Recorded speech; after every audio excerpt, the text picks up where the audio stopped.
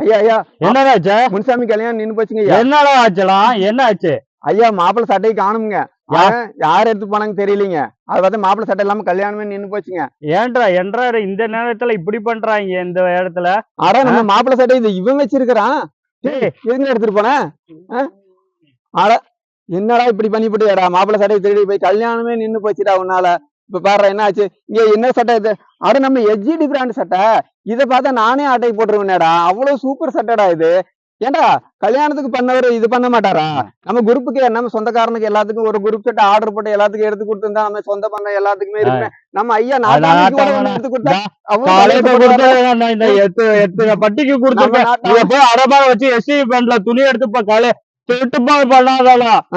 இனிமே ஓகே தம்பி, என்ன இனிமே இப்படி பண்ணக்கூடாது. உனக்கு சட்டை எடுத்து சொல்றேன். ஜாம் ஜாம் நடக்கிறோம். நம்ம எச்டி பிராண்ட்ல ஆர்டர் போடுறான், குரூப் சட்டை எல்லாரும் வாங்குறான், சொந்தக்காரங்க அத்தனை பேரையும் களை கட்டுறான். களை கட்டிட்டு கல்யாணத்தை சூப்பரா முடிக்கிறான். இனிமே இப்படி எடுக்கக்கூடாதுன்னு.